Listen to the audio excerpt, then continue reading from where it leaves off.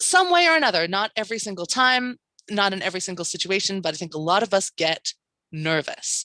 And there's this performance anxiety, and sometimes it's very strong, and sometimes it's very subtle, but it can absolutely affect us. If you know you're about to speak, the easiest, fastest, quick and dirty trick that I can give you is to do 15 seconds of really intense exercise about 5 minutes before you speak. So if you know that your speaking spot is coming up, turn off your camera for a moment and run on the spot or do star jumps. And the idea of this 15 seconds of really intense exercise is it burns off the nervous energy.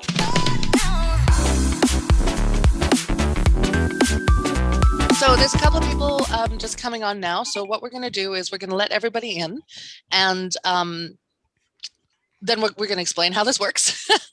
And then I'm going to get you to introduce yourselves, because that is, I think, very important. So that everyone knows who everyone is. So my name is Danielle Benson. I will be your speaking coach today. Ayanna Martins is our wonderful moderator. Actually, Ayanna, if you could write next to your name, moderator, just so that people know that you are the moderator in case they need anything. So if you need anything during the call, if I am busy coaching someone, please do ask Ayanna and she will help you out. We will be live streaming on Facebook in a moment. I need to set that up. So while I'm setting that up, I'm going to get Ayanna, our wonderful moderator, just to explain how this event is going to work. And then we're going to get you all to introduce yourselves. So I'm just going to go on mute while I figure out the whole Facebook Live thing. Ayanna, over to you. Great. Hi, everyone. I'm Ayanna. I'll be moderating today's event. I'm just going to give you a little bit of a rundown, as Danielle said, for anyone new here. If you have any logistical or technical questions, I'm here to help. If you have a question for Danielle, shoot me a message in the chat so I can either relay it to her or find a time for you to ask her yourself. You're also encouraged to speak up. So if you would like to book a 5-minute speaking spot, you're more than welcome. This also gives you the opportunity to receive 5 minutes of personal feedback from the expert herself. So be sure to let me know. And yeah, then we'll be off to the races. Amazing. Thanks so much, Ayanna. I'm just finishing up here. So Facebook hates me. Does anyone else have issues that Facebook's changing the way it goes live now? So everything's just a little bit more difficult. All right. So I'm just finishing this up now. I'm going to ask you each to introduce yourselves, just like 30 to 60 seconds, just so we all know who is who up on this call here. And I think we'll start. Greg, you look like you're unmuted. So we're going to ask Greg to start first. Greg, would you mind introducing yourself? Okay, sure. My name is Greg Dixon, and I have a number of occupations. I've started calling myself enabler in chief. So if you got a bad habit you want to enable, encourage to eat too much chocolate or drink too much wine, I can help you with that. But also I help people launch their businesses and have success with what they're doing with digital marketing and other things like that. And my business card should just say does stuff. I love that. Does stuff. Man of all trades. That's beautiful. Yeah. Thanks so much, Greg. Okay. All right. So I'm going to ask everyone to unmute when they're not speaking, to put on mute rather, to mute themselves when not speaking, just because otherwise things can get a bit chaotic with phones ringing and things. So the next person on my screen is Audrey. So Audrey, I'm going to ask you to unmute yourself and introduce yourself, please. Good morning, everyone. So my name is Audrey Sinclair, and I'm a registered holistic nutritionist, and I help professional women overcome burnout and regain their health and vitality. And that's what I do. Amazing. And looks like you've got some gorgeous sun on your face there, Audrey. I love it. Is the sun streaming in? A little bit. Love it. Thanks so much. You're welcome. Rick, you are next on my screen. Would you mind unmuting and introducing yourself? Hi, can you hear me okay? You're great. Yeah, my name is Rick Muzon. I should say good afternoon. I'm on the East Coast of the United States. I'm in cold and snowy New Jersey. Ooh. Yeah. A little bit about myself. I'm a published author of 4 books. I am a ghostwriter. I'm a proofreader. I do audiobook narration, trying to break into doing professional voiceover. little bit about me. I'm a semi-retired child protective services worker. After 23 years in the profession, I walked away from it. And I'm just trying to embark on a new career in writing and narrating and doing voiceovers. Amazing. I love it. Oh, this is my kind of thing. I love voice. Well, I mean, I love reading and writing, I guess. But yeah, voiceover is it's a really fun, very demanding job. I don't mean to cut you off. I also narrate audio books as well. I've narrated a couple, so I'm also want to get into audiobook narration. Anything using my voice or using my fingers on the keyboard. If I can write for you, if I can ghostwrite or proofread or narrate, I'm your guy. You've got a good voice for it, I must say. Thank you. We need more good audiobook narrators out there. There are some terrible ones in the world. So thanks so much for being here, Rick. And Paula, would you mind unmuting yourself and introducing yourself? Hello, everyone. I'm Paula Kent. I am a retired banker and on a bit of a journey of transformation. I've recently written a book and just doing all the steps to get the cover done and all of those pieces. And I am looking to embark as in a new direction as a speaker in my field of research, which is personal transformation. So happy to be here. Amazing. Thank you so much, Paula. So once again, just to let everyone know now that we are on live on Facebook as well, for those of you who are live on the call with me, if you would like a speaking spot, I see some people have already said in the chat that they would like to speak. Ayanna is organizing the speaking schedule, so we'll alternate between speakers and questions. If you have a question, please let Ayanna know in the chat as well. You are welcome to ask it anonymously because this is public. So if you don't want to ask it live, you don't have to. But you're also welcome to just ask it live and we'll have a chat. I always love interacting with you as much as possible. Speaker Lab Drop-In is the public version of something I do with my exclusive members. It's not even every week anymore. It's 6 times a month now. I run what I call Practice Lab with my membership portal. And it's a small group, it's about 6 people, and they get 15 minutes of speaking coaching time. But I felt that I wanted to really open that up and also answer questions and just get to know people in the community. So every month or two, we have a event like this, which is open house.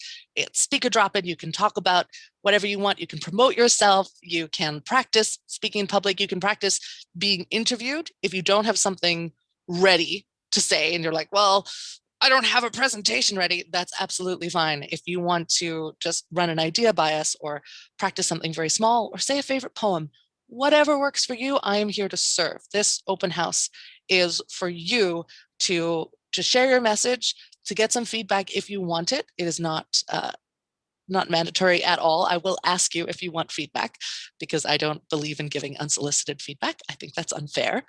But also if you have any questions about, what I do or voice work or public speaking, anything like that, please do ask. So any questions before we get started, you can just put your hand up because I think I can see everyone. No questions before we begin. All righty. So thanks so much for being here. I see that we have some speakers ready, and I think we'll just jump right in. Why not? Why not? Let's just do it. Let's just jump in. So, Greg, you are the first speaker today. So you could unmute yourself. That could be. This is for the lip reading society or something. You're muted, right? Oh, do you watch those this bad lip reading on YouTube? I just love them. They do. Yeah. Oh, they're so funny. So before we start, what are you planning to share with us today? Oh, I'm going to talk about the new mission that Bonnie and I have taken on. And this image is called the Healthy Wealthy Camper. We have a website called healthywealthycamper.com. I love it. Okay, don't go into it yet. Don't go into it yet. I also want to know. Okay. Don't start yet. What kind of thing do you want feedback on? Oh, whether I communicate the mission properly, and whether it's clear, and if I have an invitation, whether it's appealing. Amazing. Yes. All right. So whether it's clear, whether or not your invitation is appealing, and okay, great. So that's what you're more kind of on content than anything else. Yeah. I'm going to give you up to 5 minutes to speak. If you finish before 5 minutes, don't worry about it. And then I will do my best to limit my feedback to 5 minutes. I always struggle with that. Like, oh, I have more to say. And then if anyone else has feedback, anyone in the group has feedback, please do just type it in the chat, because we want to keep this kind of organized. So, Greg, I'm going to change this to speaker view so that we can all see you. And you have 5 minutes. Go ahead. Okay. So my name is Greg Dixon, and my wife Bonnie and I got married a few years ago, and we immediately jumped in the RV that you see in this image here, and we drove to Florida. so we wrote I wrote an article called I think it was like 16,000 miles between the alligator line and the snow line, and because we're trying to avoid both. And we don't really have anything against alligators. We just don't like the climate of places where alligators hang out. So Bonnie wanted to leave Florida 10 minutes after we crossed the border. It's too hot and humid, because she's really, she grew up in the, she used to live in the desert, right, not too far from here. And she's used to a dry heat. So the humid heat was a little bit much for her. So anyway, roll the clock ahead. And we've been introduced to an opportunity with it's a network marketing company called LifeWave, and it's a health product with natural. It's basically based on phototherapy patches that help restore health and relieve pain and almost anything that ails you. So we've started this new project called wealthycamper.com. And the idea is we're going to appeal to RVers, because there are millions of people living in RVs, traveling in RVs. They're mostly grounded. They can't move right now. And a few people in RVs are there because they lost their house. They're living in a trailer or something, and looking for one, I think everybody's looking for improving their health and having more vitality and being able to enjoy their life better. And many people are looking for other sources of income, especially now with COVID-19. A lot of people have to pivot. What they were doing before doesn't really work. So anyway, our program is really aimed at the people who want to have a business, a mobile business running out of their camper, running or wherever they are. And sometimes we say happy camper is a state of mind. You don't necessarily have to have an RV. As long as you want to be a happy camper, you can join the club. Anyway, so we've got a website called healthywealthycamper.com.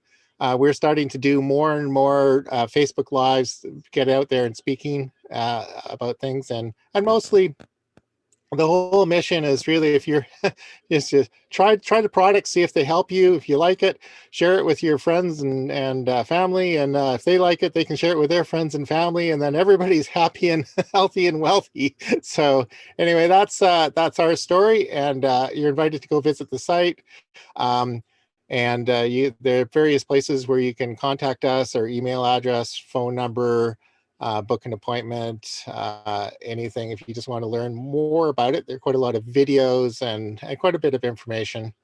And we also have a training program to introduce people to how to succeed, like how to get around all of the quirks of any company.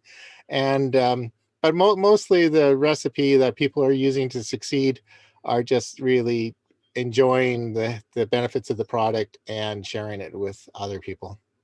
Anyway, there we go. All righty. Thank you so much. So, Greg, how did that feel, sharing that today?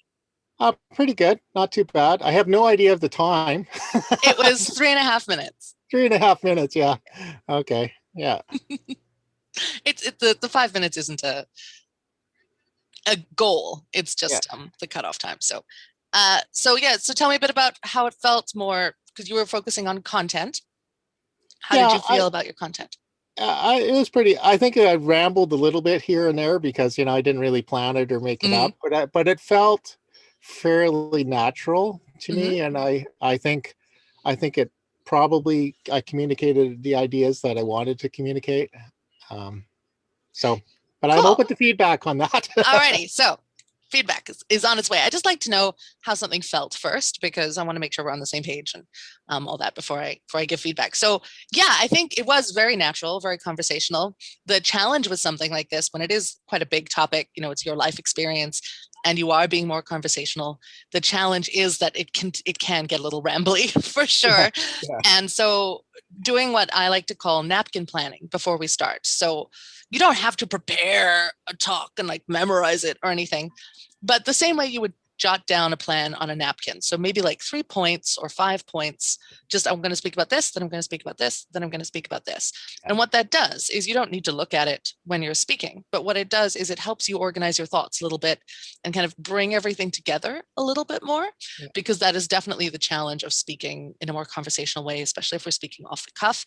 It can get, there's so much information and it's difficult to edit in the moment. What do I keep in? What do I take out? And we can go on these tangents, we get an idea and be like, oh, this is so exciting, I'm going to go follow this.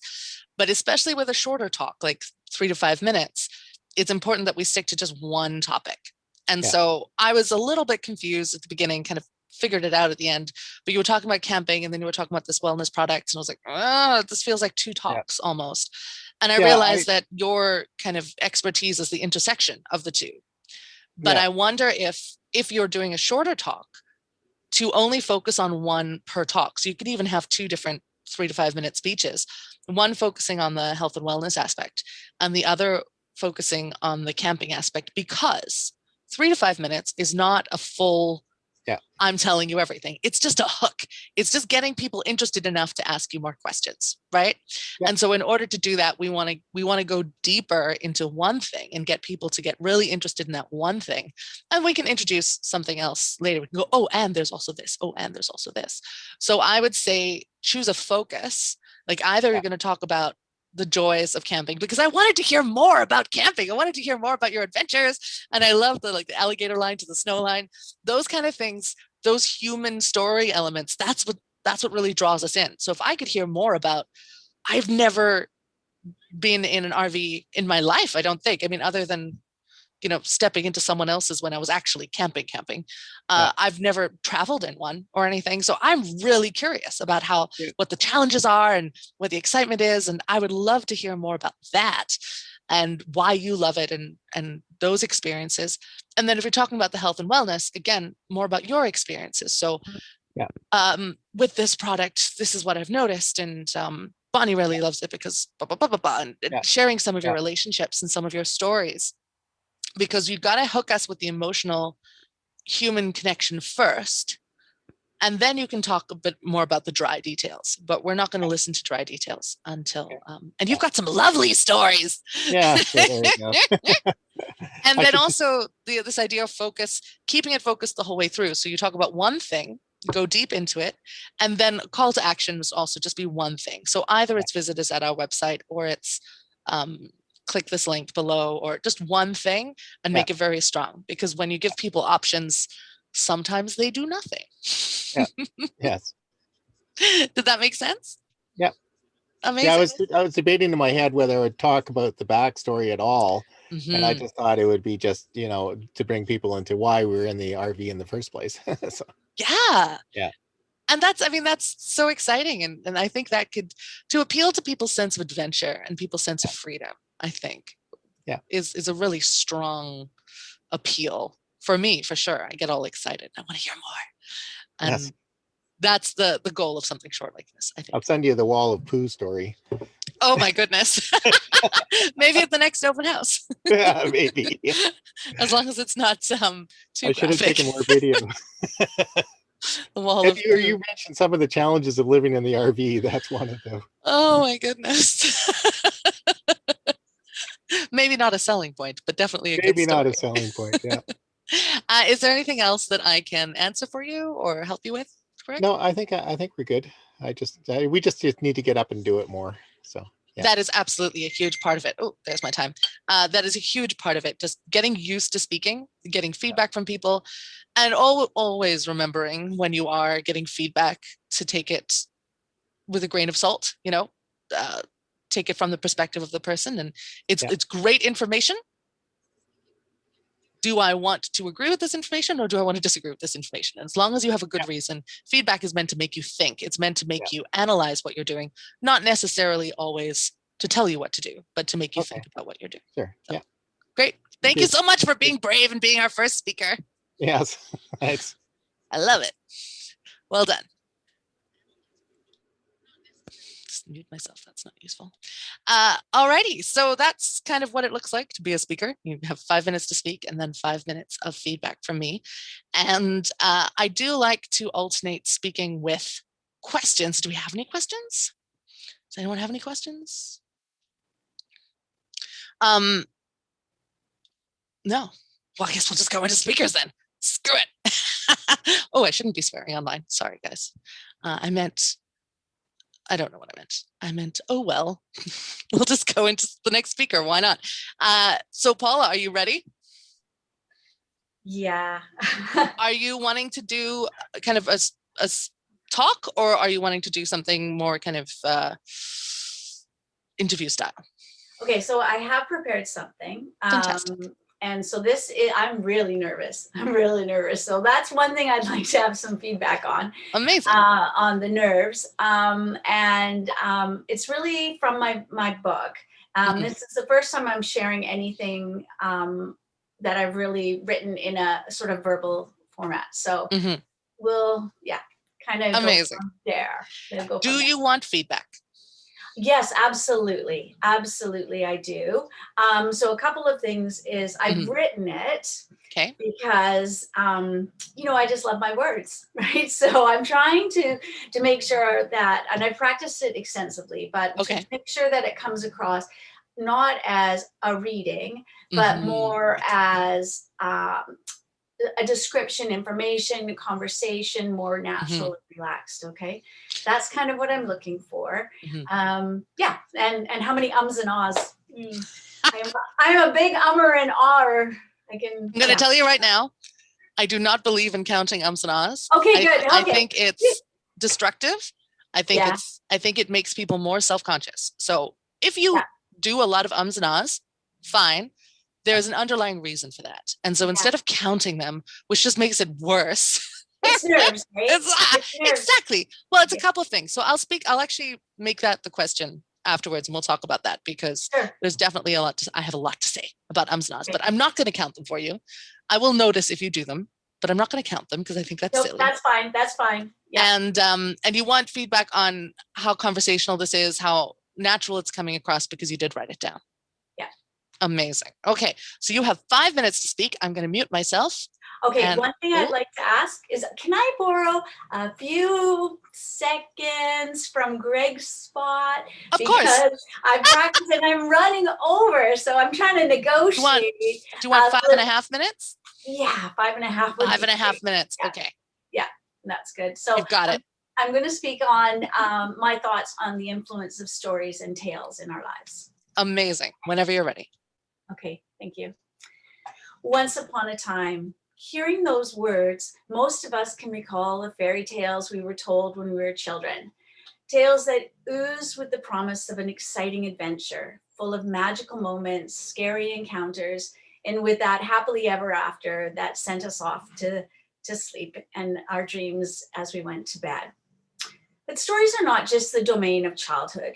As we grow into adults, we continue our engagement with stories. Those gateways that captivate our imagination, magical promises of fantastical lands such as Middle-earth, stories of terror and danger. Stephen King comes to mind, dilemmas, monsters, and of course, heroes. As we as we read or listen to the stories, watch the film, we travel along as silent companions on journeys where ordinary folk overcome obstacles, perform heroic deeds, and emerge through it wiser and capable of tremendous feats. And there's all manner of these tales. Oral traditions and myths, legends, films, books. And these narratives have captured our collective imagination worldwide and throughout time. I love stories. And what I want to share is how at the core, stories influence our lives, how wisdom and meaning are embedded within the fabric of a tale. Wisdom and meaning, ingredients that enrich our life. You see, there's knowledge shared within stories, and regardless of when the story emerged, there are life lessons embedded which explore what it is to be human. They expose and lay bare the challenges and struggles that we humans have had since as long as we've been around, grief and fear. And stories provide comfort and inspiration. Action and tales of wonder are grounded and rooted in our human experience. Stories have been and continue to be vital to our existence, like the air we breathe, the water we drink, and the food we eat. And stories are safe. There's a degree of separation within a story. And even if we recognize ourselves in our own actions, that recognition is safely ensconced within the pages, the words, the chapters, and the scenes of the story. And it's within that objective position that we can start to relate on to our own life story and how it unfolds similarly. If we consider all of our experiences are components of a story, we have chapters within our lives. And there's thrilling chapters and embarrassing chapters and awful chapters, and some so awfully sad that we're heartbroken as they flit just into our minds. But let's not think of those right now. Let's think of the chapters which are not written. So no matter what has come before, it's behind us, and we only have future chapters. Now, unwritten chapters, they're open to being different. They're flush with potential, open to new perspectives, and are unlike any of the chapters we've already had. We can introduce a plot twist and we can be bold. But most importantly, we can bring forward the knowledge we've gained and apply it as we go on. We can mine those gems and those life lessons and plant the seeds of wisdom. And by doing so, we can construct meaning. We can see our own story structure as it's unfolded, and we can direct its future and construct its meaning through choices. Yes, all of our life stories are different. They're unique, but throughout them all, there's the commonality of our humanness, our collective human experiences, which enable that power of recognition and that construction of self-awareness. Now let's go back one more time to those legends and myths and those fairy tales. How does considering our life as a story allow us to learn from them?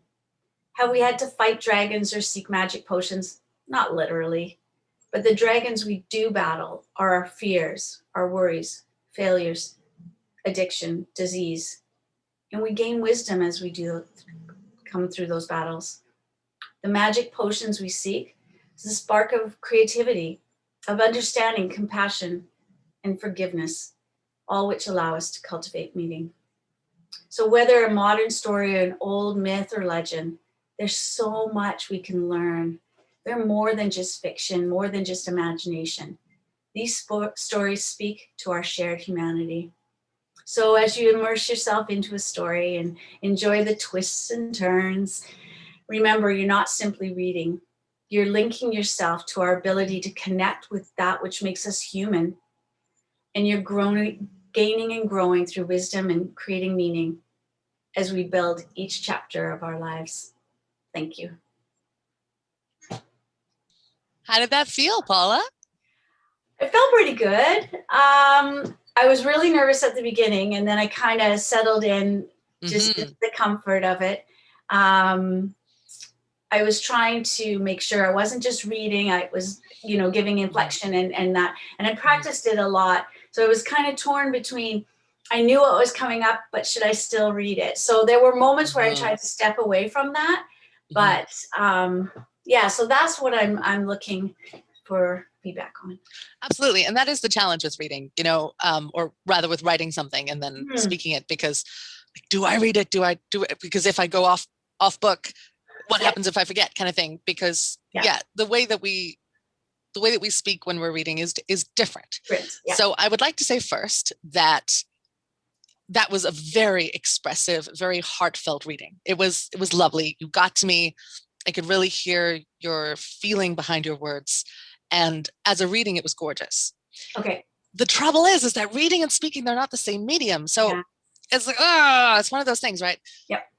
You definitely did relax as you went along. And I really felt that. And there was one or two moments right at the end where it almost felt like spontaneous speech. Almost.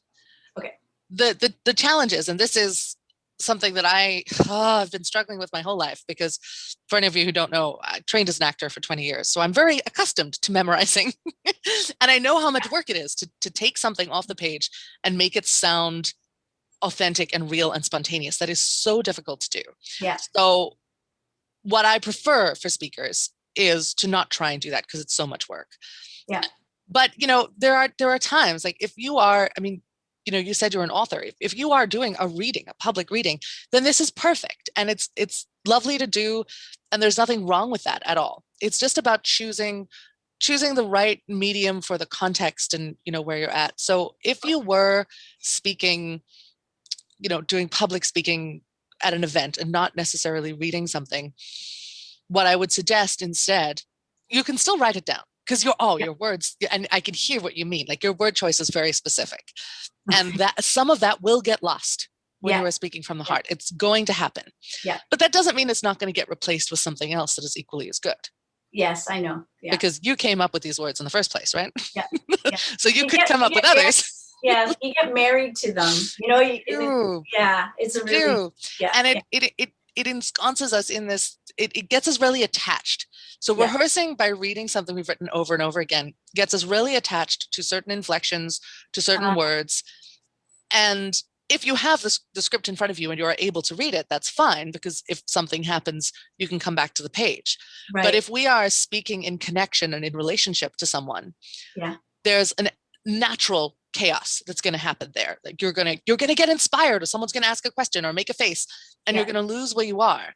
Yeah. And if you have become extremely attached to this way of saying it, that might get you even more flustered, and that might get you even more stressed. And then, so what I'm aiming for is to, I love to use the analogy of, when you're memorizing a script, it's like you're on a train, and you're on a train track, and it's going really fast and it's going really smoothly.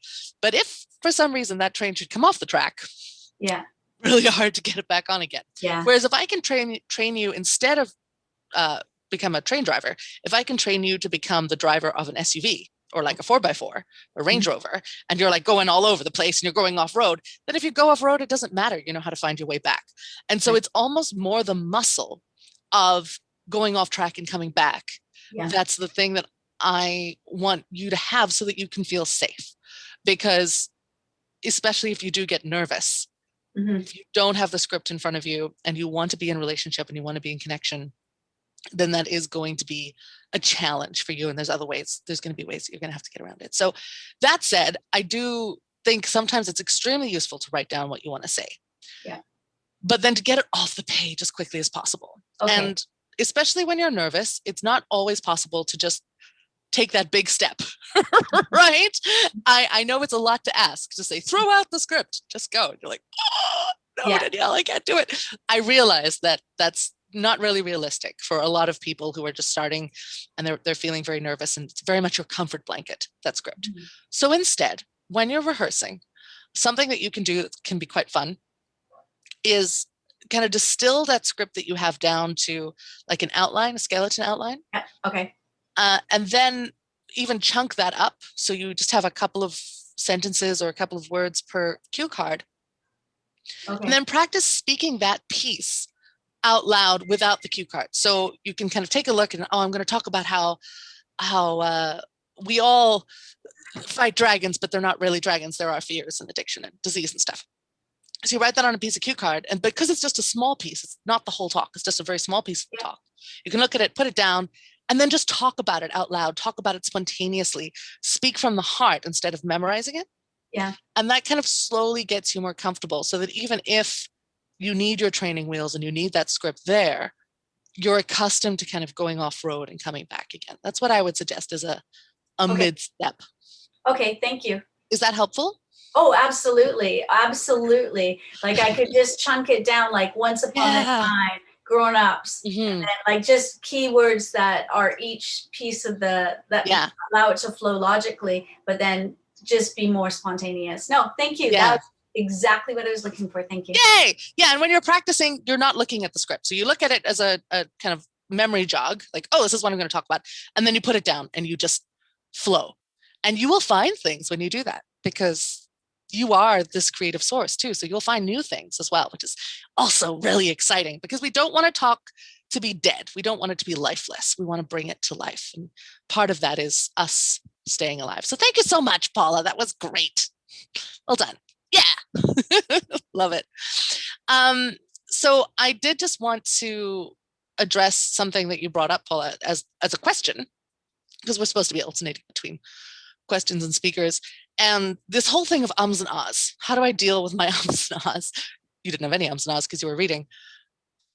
But we all have them occasionally. And so where do they come from and how do I deal with them without making it worse? Because if I count my ums and ahs, then I fixate on them, right? And it's like saying, please don't think about a pink elephant. Now everyone's thinking about a pink elephant. The harder you try not to think about it, the more it pops into your head.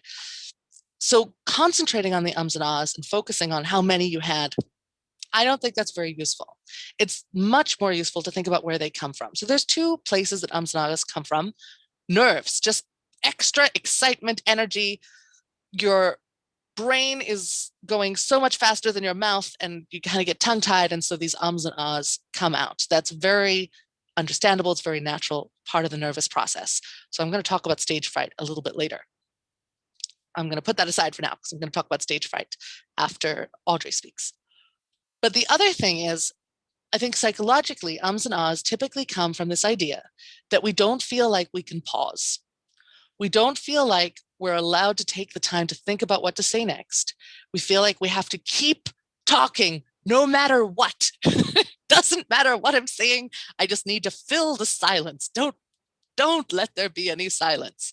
And so because we're not ready to speak, we haven't organized our thoughts yet, these ums and ahs come out, or these crutch words like really and right and totally and those things, because we're so scared of letting our audience sit in what we've just said for a moment. And because there is a power in this, we're often scared of our power, especially as speakers. Letting something land, let it sit, let your audience process it for a moment while you organize your next thing to say and speak more mindfully. It eliminates the ums and ahs because they're filler. They're there to fill space. They're there as padding. And if I allow that space to breathe instead, if I let myself breathe in, if I let myself organize my thoughts, and I let my audience catch up to me, because they don't actually, we think they do, but they really don't want us to just be speaking a mile a minute, because then they have to really struggle to catch up. So instead, letting myself organize my thoughts and speak more mindfully and letting them process what I'm saying. Because often I think as speakers, we get so nervous and we feel there's something about getting up on stage and speaking to people. We immediately start to feel undeserving. So many of us, not everyone, but most speakers, 80% of speakers get up on stage and they think, oh, who am I? Who am I to be here? Why does anyone want to listen to me? Is this even interesting?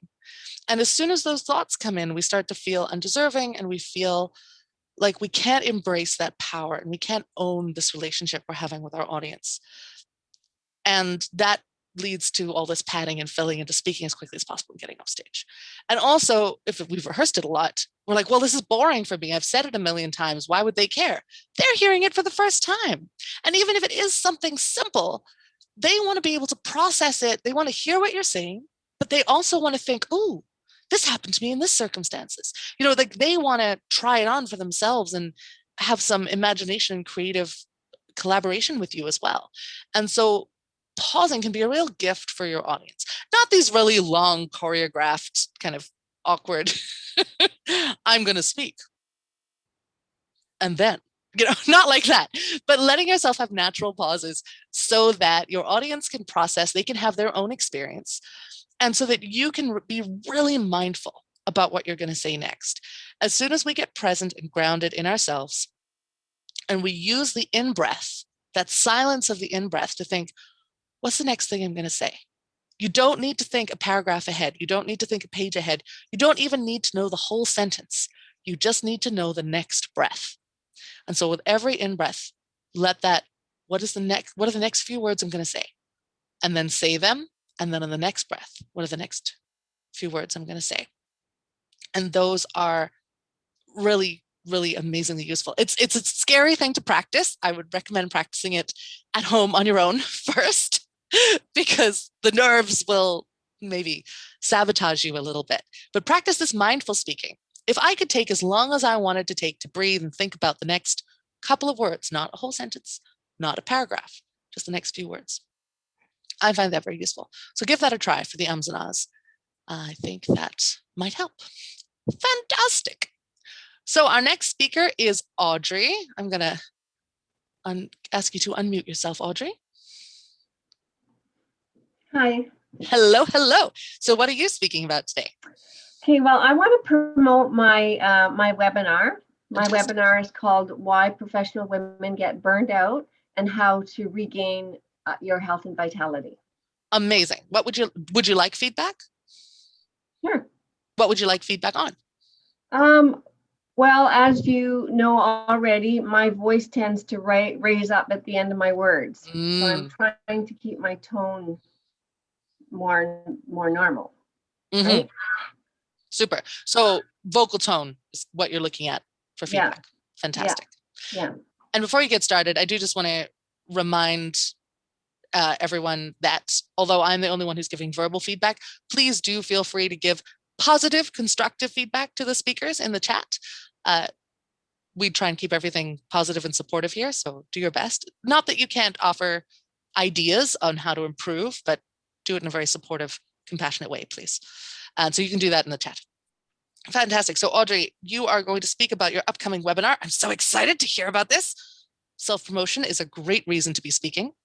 And you want feedback on your vocal tone and delivery. So that's what I'm going to focus on. I'm going to mute myself and you are good to go. Okay, so I haven't written this down. I'm just talking from my heart and I haven't timed it either. Okay, so hello and welcome. My name is Audrey Sinclair. And what I've noticed over the many years of being a holistic nutritionist is that women are juggling a multitude of tasks between taking care of their children, taking them to school, working full time, sometimes maybe even taking care of aging parents. They're just going in circles. They're so busy that they tend to get burned out. And many women experience this. You're not alone if you experience this. It's a very common thing with women, even men these days. And I know firsthand what it feels like as a single mom working 2 jobs for years. You know, I was stressed out, burned out, unhealthy, didn't take care of myself at all. I just focused on providing for my children. And so what I do is that I do a symptomology-based assessment that will tell you where your imbalances are in your body and how to correct it with your food. So the human body is designed to heal itself. And when we get stressed out, we tend to start having digestive issues, upset tummy, hormonal imbalances, anxiety, all these different things start happening to us. And basically what's happening is your body's just out of balance. And so what I do is I do a symptomology-based assessment, and it'll determine your imbalances, and we take baby steps to correct your imbalances with your food and some supplementation, and then you're starting to feel a lot better. So this is what I do, and I'm so happy and excited to help people. I've helped many women to overcome stress and burnout and even weight loss. Once you start to balance out your body system, you know, all your other symptoms start to go away, and you start to feel vitality and energy, and you have more energy to enjoy with your family and your friends, and well, not so much your friends these days, but yeah, with COVID, it's a different story right now. But building your immune system up and staying healthy is number one. So sorry, I'm kind of off track here because I haven't done my webinar in a long time. Yeah, that's fine. So why don't you do a final call to action to the webinar? Because you've told us kind of in general what you do, but maybe tell us a little bit about how we can join the webinar and what we'll learn there. Okay, so I'd like to invite you to join my webinar coming up, and I'm just randomly going to say a date of March 16th. And you can just click on the button below and join me for my webinar, where you will learn what your top 3 imbalances are in your body and how to correct it with your food, how to overcome that stress and anxiety and find peace and happiness in your life. So I look forward to you joining me on my webinar, and thank you very much. Great takeaways for the webinar. Very nice. So before I tell you anything, I want to know from you, because you are the most important person in your speech, what did that feel like for you? I know you were making it up off the cuff. Well done for that. How did it feel? I haven't said any of that for a very long time. I've been out of the loop, as you know, being a grandma. So it's been about 5 months since I've talked about my webinar or anything like that. So I'm sure I missed a whole bunch of stuff. But yeah, I felt a little scattered, to be honest with you. Mm-hmm. Yeah. It didn't come across as very scattered. So all the rehearsal that you've done previous to now must still mostly be there, because it felt, it didn't, I mean, yeah, you forgot to invite us to the webinar at the end. But it didn't feel scattered. Like, it felt like you really knew what you were talking about. So right. Yeah. Of course, I didn't practice this at all, Danielle. Not good. At all. So I need more practice, but this is good. Yeah, the practice is not necessary for Speaker Lab. How did you feel? Because you asked for feedback on the vocal tone. How did you feel about that? You know, I wasn't even paying attention to it. So you tell me. I will. So you mentioned going up at the end of sentences, which we call upspeak. And this is a very specific thing. It's like when everything is a sentence, question, not a sentence. And I think you did it once. You didn't do much upspeak at all. There were a couple of other vocal tone things that I saw that I'm going to address. But as far as upspeak goes, I heard it maybe once, maybe twice. Okay. It wasn't distracting. It wasn't a pattern, not upspeak specifically. However, there's something that I think you might feel is kind of very similar to upspeak that you do, is that we're hearing very much the top of your range. So when you're speaking, and this is very, very common, when we're a little bit nervous, we tend to tense up a little bit and we hear mostly the top of somebody's range. So when I'm a little bit nervous and I'm kind of feeling a little bit on top of my voice, it's not monotone because you're still very expressive within it, but I only hear the top of your voice. I don't hear your full range. And so that was there. It wasn't upspeak, but we did hear more. Yeah, we only heard the top of your range. We didn't hear the bottom. And so there is less place to play. Now, you were expressive and you did play around. You did have variety in your voice, but it was within that bandwidth. And part of that is connected to, and not that you were, and it's so interesting because everything's connected. It's not that you weren't pausing, but you had kind of an engine in you, you know? And so you were good. You weren't nearly as grounded as you could be, perhaps. So there's this, when we have a little bit of nervous energy and we're like, oh, I'm just gonna go and we're gonna see how it feels, which is totally legit. Sometimes what that does is the only way I can think of explaining it is that it ties all of our thoughts together. So it's not that you weren't expressive and it's not that you weren't pausing, because you were doing both of those things. You were.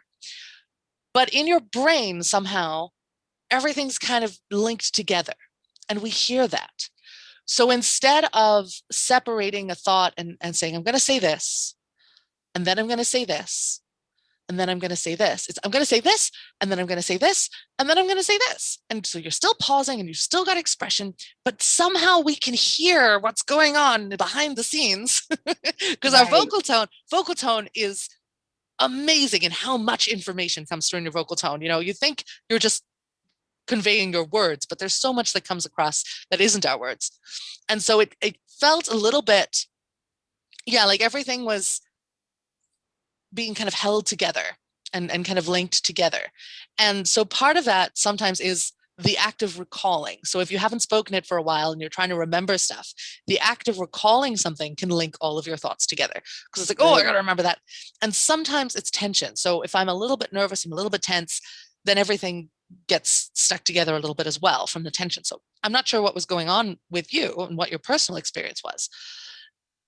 So to kind of take it to the next level, because it was, excuse me, it was already lovely. To take it to the next level, practicing separating those thoughts a little bit. And this doesn't feel like very practical advice, because it is more perspective and attitude, but sitting back into it a little bit more. So instead of feeling that need to deliver, you're very much a giver. I know Audrey from we've chatted a couple of times. So you're such a giver, and you're all about I just got to give everyone everything, and I want to help you out. And that energy can have too much energy in it. And it's not that energy is a bad thing, but if the energy stops us from separating our thoughts, that energy is wonderful, but letting yourself sit back into it a little bit and relax into it a little bit and be like, it's okay. I have time. I have time to get everything that I want to say across. I don't need to rush it so much. I don't need to worry about getting everything across. I will trust that it will happen. And so it's almost more just an attitude shift, in your vocal tone. There was nothing technically everything was great. It's just that kind of attitude shift of just letting yourself relax into it a little bit more, maybe. Right. Does that make sense?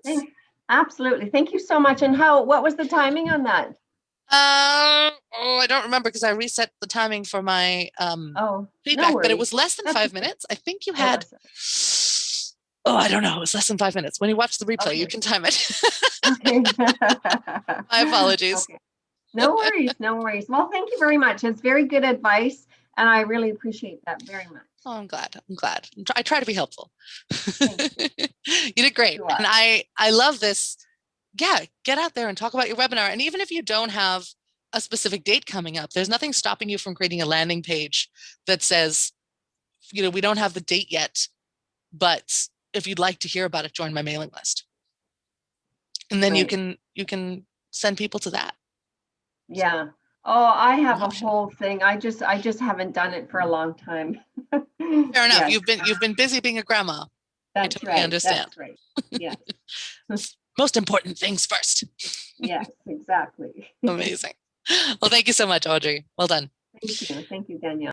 So if anyone who hasn't spoken would like to speak, please let Ayanna know, because I don't like to force anybody. I don't want to put anyone on the spot. So if you would like to speak and you haven't, Audrey was the last person I had scheduled from the beginning of our call. So if you'd like to speak, just type it in the chat to Ayanna and she will set you up.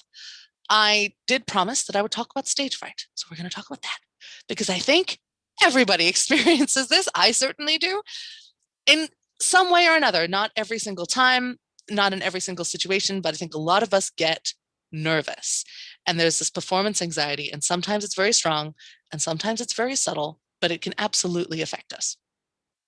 And so there are a lot of things to do. I have a whole course actually on how to deal with stage fright because it's such a big thing, but I have a couple of tips that I can give you right now that might be useful.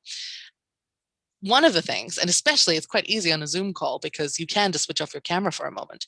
If you know you're about to speak, the easiest, fastest, quick and dirty trick that I can give you is to do 15 seconds of really intense exercise about 5 minutes before you speak. So if you know that your speaking spot is coming up, turn off your camera for a moment and run on the spot or do star jumps.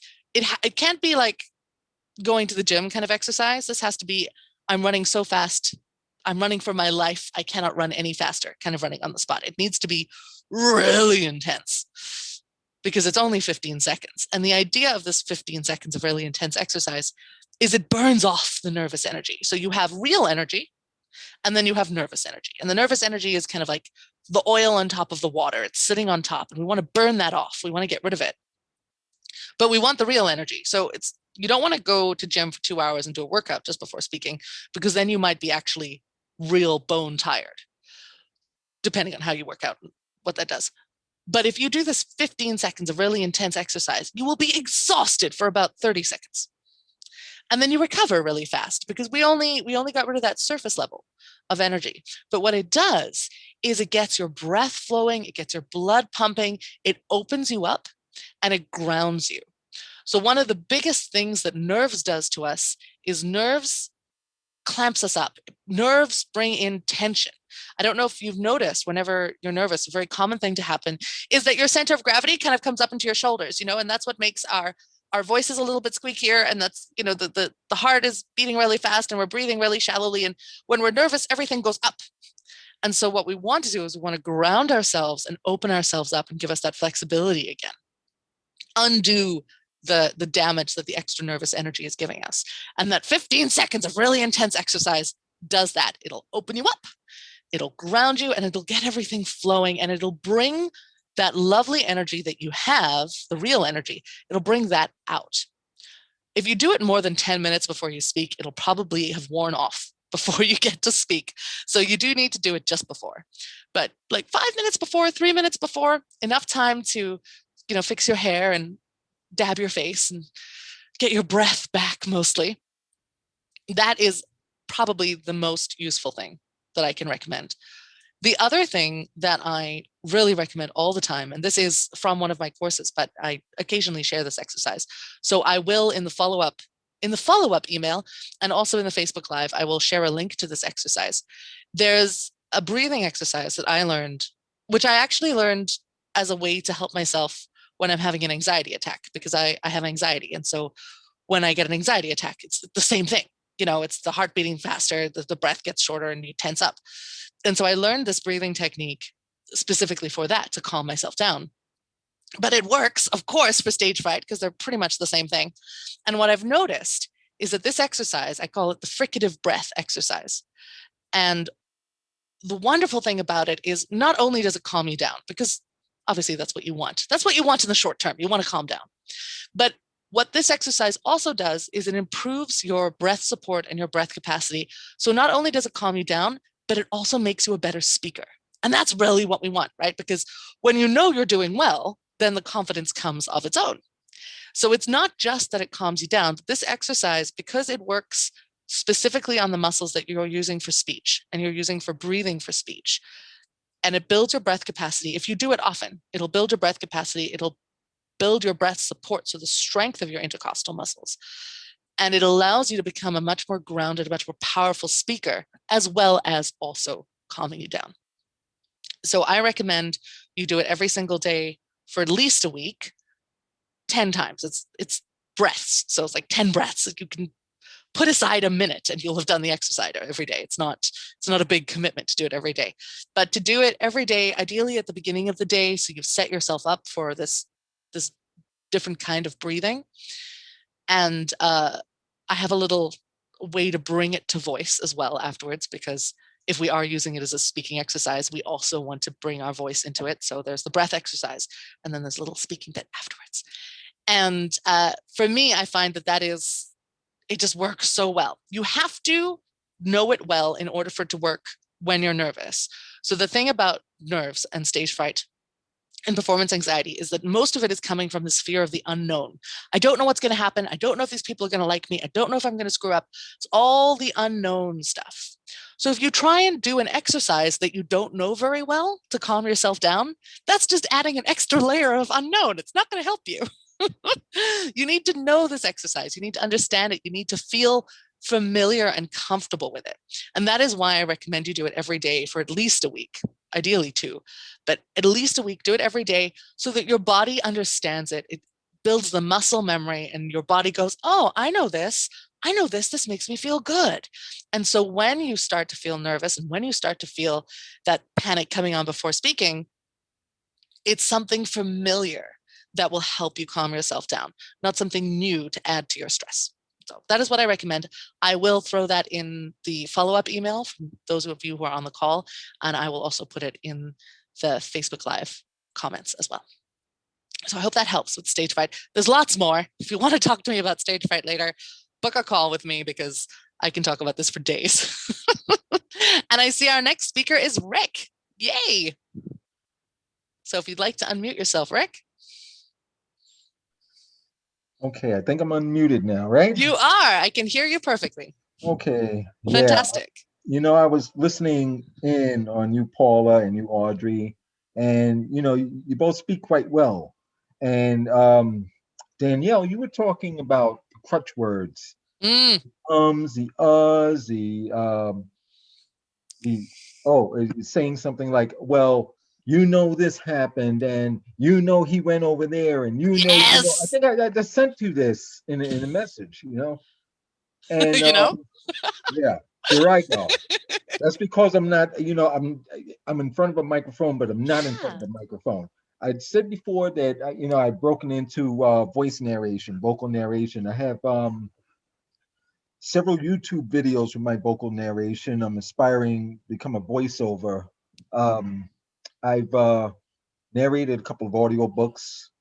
I've produced a few videos here and there. I'm Amazing. also, I'm also a published author of 4 books, and I just finished ghostwriting my Wow. 4th book, as a matter of fact. Amazing. It was just released yesterday. So Congratulations. thank you. But I wanted to get more into the form of it goes back to where when I was a kid, I used to write stories. Uh-huh. Like when I was, I don't know, 12, 13 years old. And one story that came to mind at that age was a story about a horse named Difficulty. Now, he doesn't exist. It's just something that I just dreamed of one night. Oh, lovely. Difficulty, the horse. So, I started writing the horse named Difficulty, and, and people thought I was weird, and it didn't go anywhere, but it was something just to write. And as time went on, I started reading more and more books, whether it was biographical books or fictionalized books, whatever have you, mysteries, dramas. And I just started embarking on the idea, you know what? I can do this. I can write a story. I can write a book. The first book I wrote, I So started. sorry, I just need to stop you for a moment because did you want to tell us the story, or is your speaking going to be about your journey with speaking or with stories? My journey with speaking Okay, super. and with So writing. before you start, I just want to know what you want, if you want feedback, and what you want feedback Yes, on. yes. I want feedback. I want Yes. feedback on what I've been discussing, Okay, about great. my journey with writing and everything and voiceovers. But Okay. I started writing my first book around 1990, so I think I got to like the first 5 pages, and I just said, Oh, you just there I muted go. yourself. There you Yeah, go. there I go. I'm going to And mute myself to let you speak. All right. okay. I put it away and I just put it in the back of my mind. And in 2007, I started putting pen to paper. It was a true story. It was about a young child who was taken away, and he was put in a residential facility, and all the things that he endured there, the abuse, the good things, the bad things. And I think I said at the top of the call that I was a child protective service worker for 24 years, and I worked, with youngsters and families that were in the system. Some were in group homes, some were in residential centers, some were at home. And I kind of wanted to give back what was given me all those years and decades ago, a lot of the good things. So I got to writing that book. That book came out. And then my second book, I wrote about the plight of child protective services workers, because um, I don't know how it is where you folks live, but when it comes to CPS, someone calling CPS on a child that they figure is abused or whatever, they called us glorified baby snatchers in a sense. But we're there to provide empathy and provide support, the core values and such. But I wrote about some of the things that CPS workers had gone through, even though it's a fictionalized book. Um, the characters within the names were fictitious. Some of the stories were true. I've been retired now 4 years, but I'm still protective of my former colleagues. So I wrote about looking at it from the other side of the coin. That's pretty much it. And my third book, I wrote about collecting model cars. I've also been a model car collector for some 4 decades. I collect them, I customize them, I fix them up.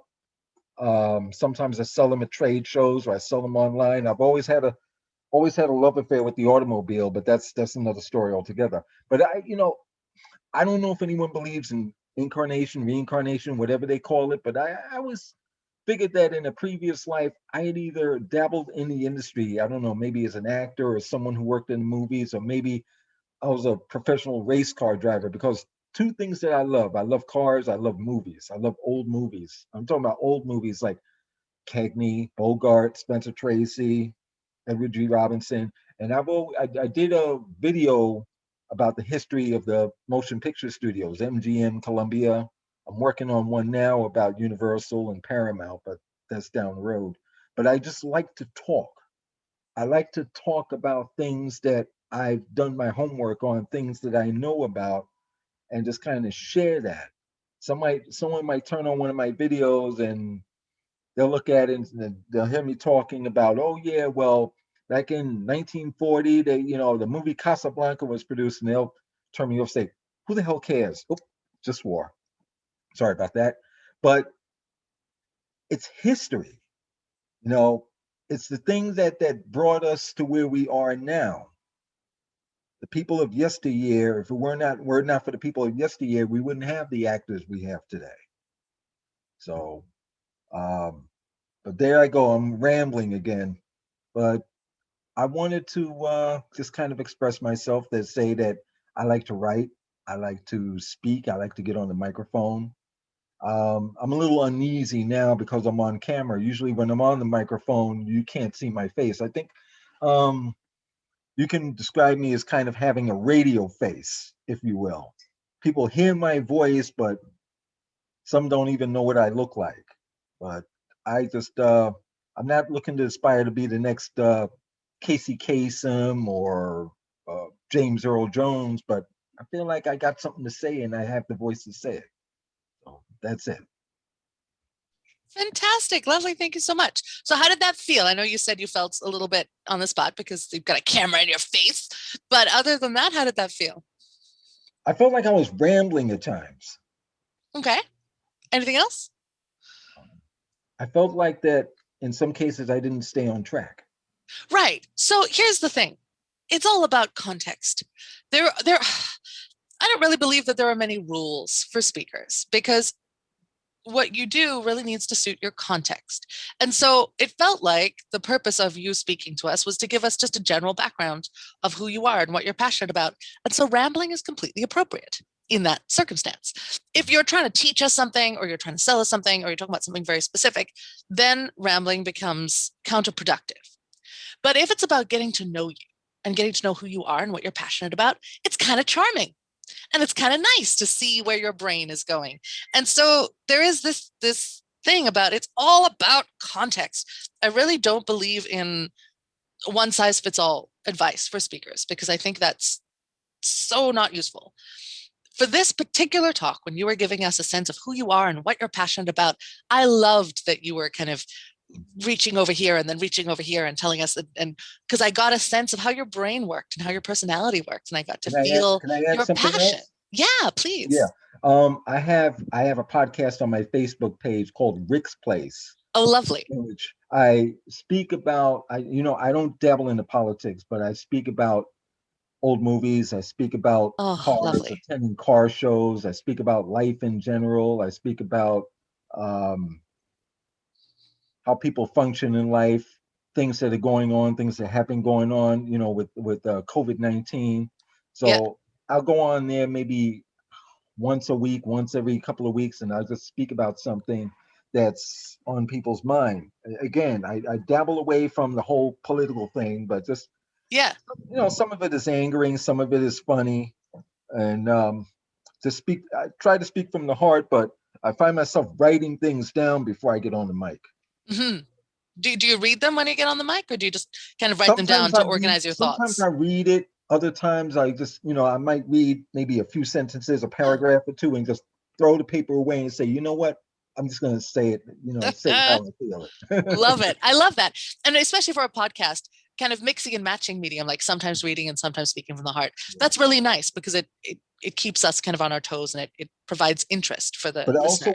I don't mean to take a lot of time, but I also want the listener, if I'm writing something or I'm saying something, I want the listener or the reader, I don't want people to get the impression that I'm speaking to all of you out, those of you out there listening to this, or those of you out there. If I'm speaking, I want to speak to Danielle individually. I want to speak to Audrey individually. I'm speaking, it's a one-on-one conversation between myself and you. Yes. And you did give across that feel. Yeah, I live by that rule. You have an audience of one. Mm-hmm. Speak to that person. Absolutely. Absolutely. So I am going to invite you, Rick, and anyone else who has, because I know a couple of you have YouTube channels and podcasts and stuff. Please do put that link on the Facebook group where this is live streamed, so people can watch the replay. Please put that link in the comments so that people have just heard about your podcast and got excited about it, so they know where to find it. Don't put it in the chat because this is going to disappear as soon as we're done the call. So put it on the Facebook, the comments in the Facebook, because a lot of people watch the live later watching the replay. So please do that. Yeah, I love it. And I love the way your passion comes through. You have a lovely tone to your voice as well. You've got a very rich textured voice, which is lovely, which will go very well with narration and that kind of thing. For the ums and ahs, because you said you have some crutch words, they definitely got less and less and less as you got more comfortable, for sure. They started out, there were some here and there. And the thing is too, when it's conversational, when it's something like a podcast or even a YouTube video, which is they're more intimate than something like speaking on the stage, which can be quite formal. When we're doing a podcast or we're doing, depending on the type of YouTube video we do, that is more intimate, it is more conversational. And so a couple of ums and ahs and a couple of crutch words are absolutely fine because it reminds the audience that they're listening to a human being who's speaking from the heart. And that is a big part of what keeps them interested. If it sounds too rehearsed, they'll switch off. So a few here and there is not a problem. If you find that they're getting distracting, there were a couple of times where it was just a little bit distracting. Definitely, I think for you, just comfort with the medium, because by the time you got to the end, there were hardly any at all. So I think it's more about just letting yourself get into the flow. And so what we can do as well, if we're doing something like a podcast or a YouTube video, if you are doing it live and it's not scripted, what you can do is do a little pre-ramble before you press record. Or if it's pre-recorded, if it's live, you have to do it before you press record. But if it's pre-recorded, you press record. And what I love to do is just talk a little bit before I start. So I'm getting into the flow, I'm getting into the zone. So all those nerves can come out in the bit that I'm going to cut out of the beginning anyway. I'm going to trim the video.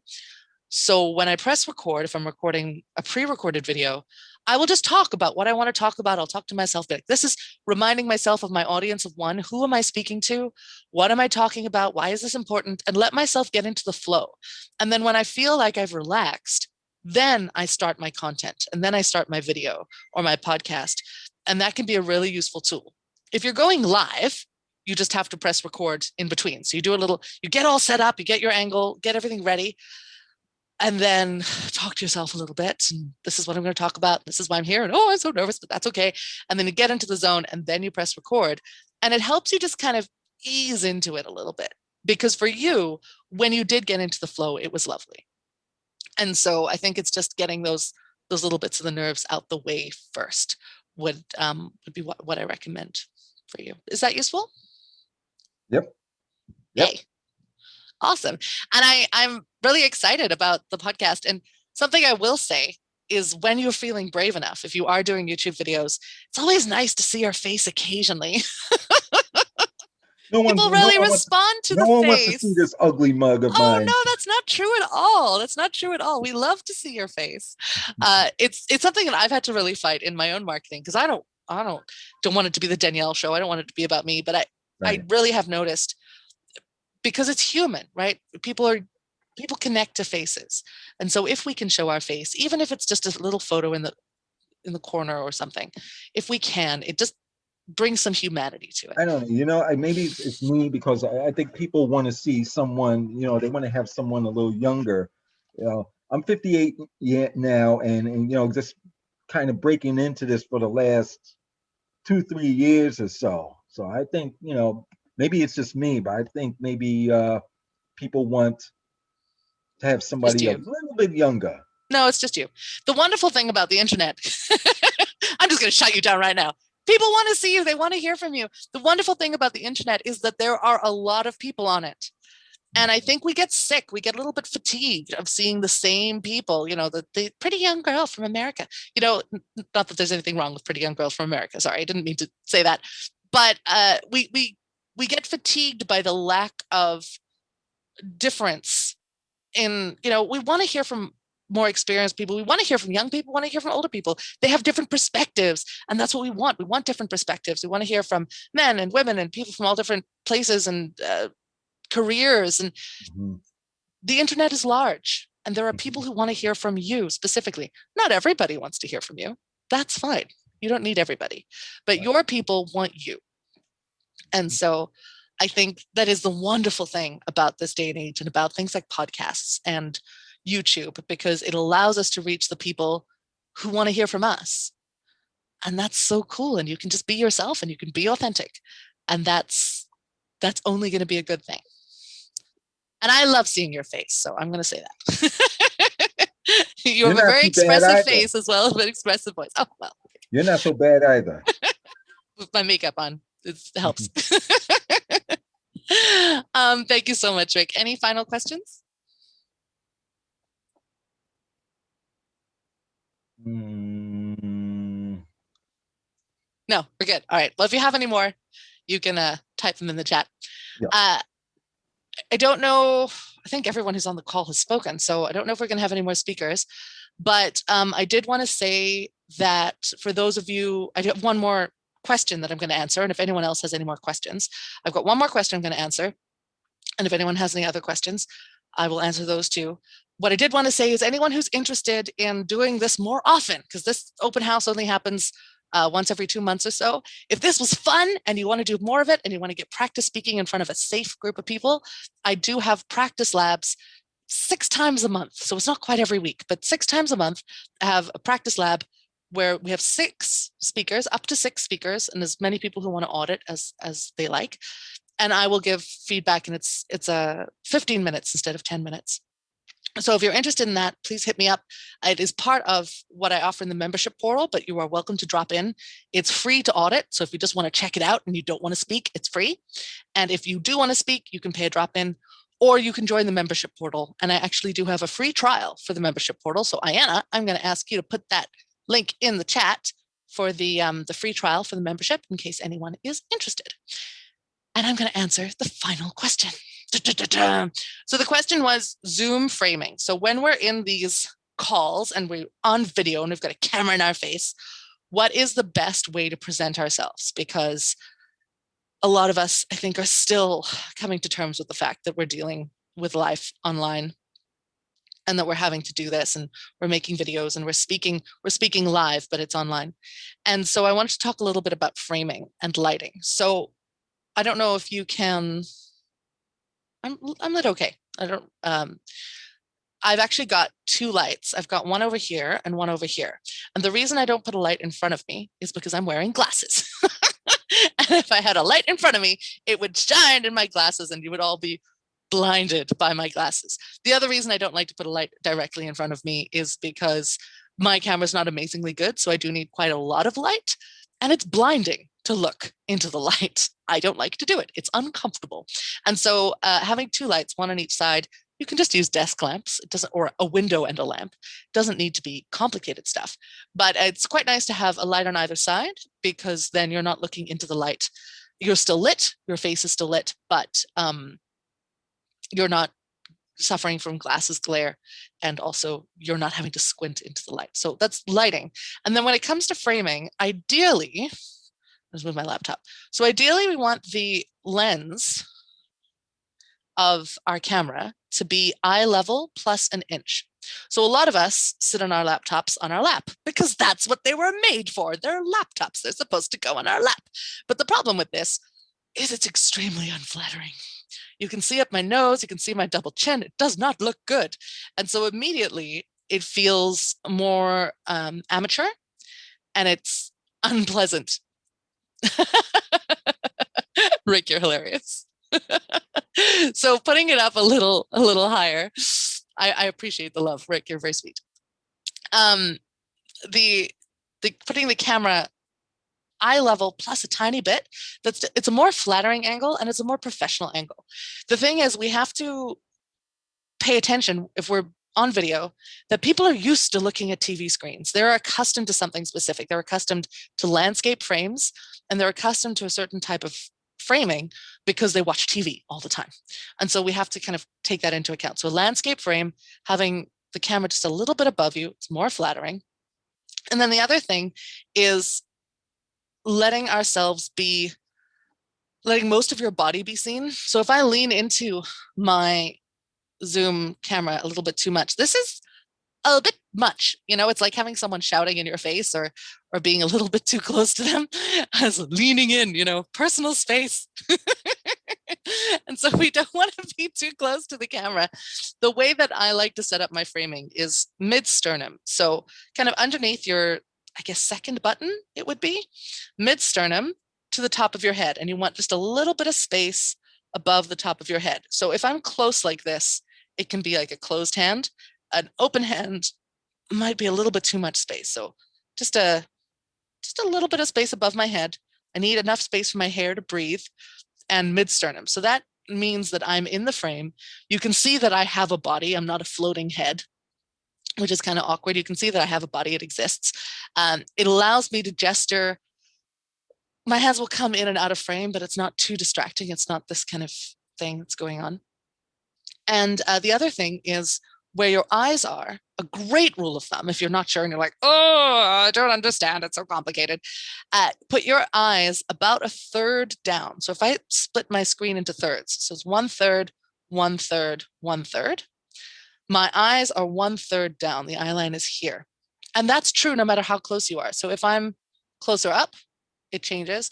And if I'm further away, it changes too. So it's a great way of, no matter where you are in your frame, if your eyes are about a third down, it's perfect. If your eyes are halfway down, there's too much space above your head and people feel like they're looking down on you. And it can subconsciously create this idea that you are smaller, that you are not an authority on what you're speaking on, that people shouldn't listen to you. It's amazing, the psychological feeling of this. So we do want the eyes to be about 1/3. And if you've got like mid-sternum to top of the head, then you've got enough space to use your hands.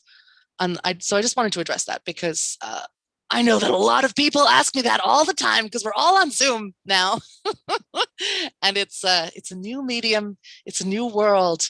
And there are a lot of things. I come from a background originally from acting, but then to public speaking. And now that we're all working online, there are a lot of things that translate directly from public speaking. And there are a lot of things that are different when we're online and we have to adjust. And so knowing your medium, I would say, is always the most important thing. Know your medium, know why you are doing what you're doing, understand how the camera works versus the stage versus YouTube versus Facebook Live, and speak to that and let yourself adjust depending on who you're speaking to and what you're speaking on. So that's my final piece of advice if no one else has any questions. A lot of the advice that I gave today comes directly from my ebook, How to Create Natural Charisma. So if you are interested in checking out that ebook, I'm going to ask Ayanna again to just throw the link on the ebook in the chat. You sign up for my mailing list, you get it for free. I think it's about 20 or 30 pages or so. It's not a very short ebook. It's a little bit longer. But what I've done is I've broken charisma down into 7 elements because I don't think that it's something you either have or you don't.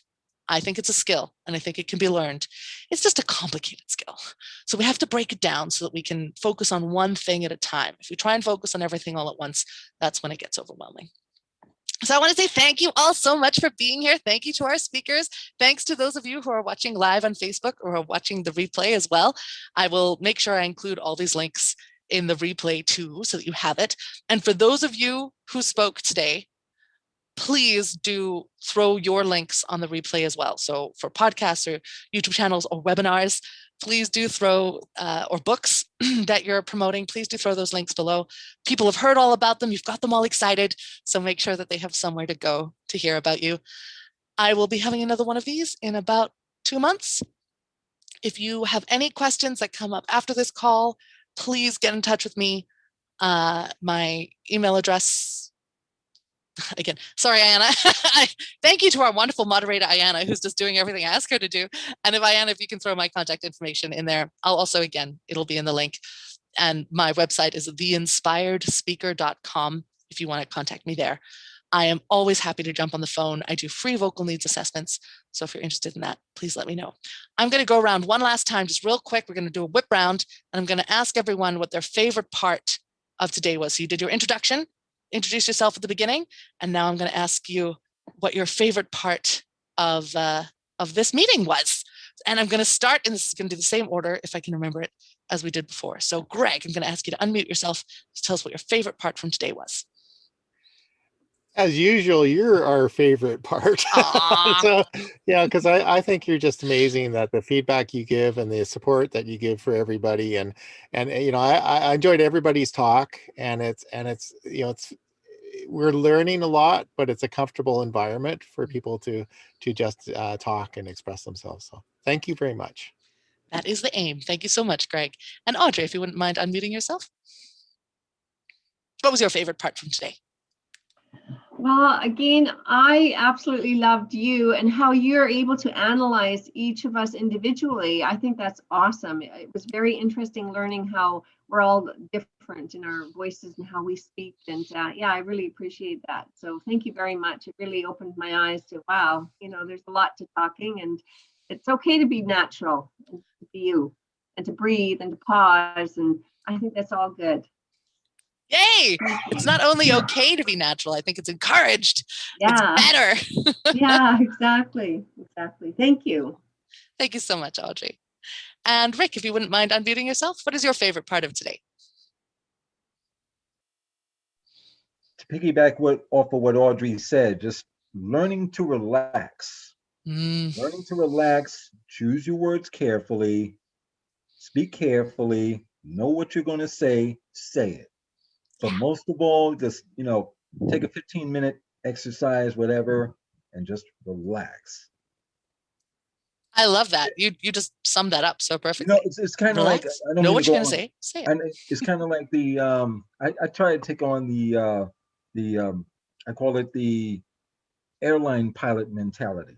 Yeah, you get on a plane, you fly, and the captain gets on a loudspeaker and he's speaking in a calm voice. We're cruising at altitude. The point is, when you are calm, everyone else is calm. So I, try and keep that calm demeanor and just relax. 100%. I absolutely agree with that. There's a direct link between how we feel as speakers and how our audience feels. 100%. I couldn't agree with you more, Rick. Lovely. Thank you. And Paula, if you wouldn't mind unmuting yourself and tell us what your favorite part of today was. Well, I really like how this terrifying, scary monster is actually built up of fundamental building blocks. And it's really about focusing on the steps, the framing, all those aspects, which then places it within our control. Yes. And not something that's just gonna like pie in the face, So that's what I really have gleaned from today. Thank you. Thank you so much, Paula. It is so true. How do you eat an elephant? One bite at a time. How do you get comfortable on camera?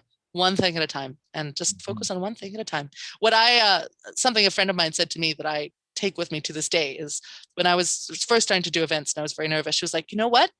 Every time you do an event, just try and improve one thing. Doesn't matter how good or bad you are, just improve one thing every time. And I still do that to this day, because otherwise it can get overwhelming. And Ayanna, our wonderful moderator, thank you, Ayanna, so much for doing all the work behind the scenes. I'm going to ask you to unmute yourself and tell us what your favorite part was. All right. I was really thankful for you touching on nervous energy. As soon as you said,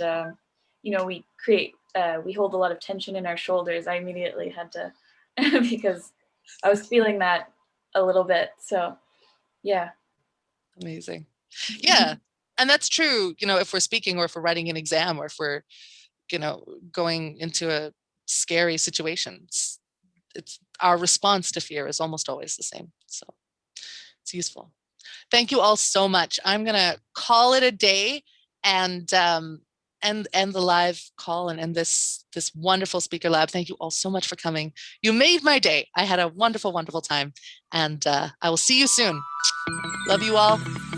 Cheerio.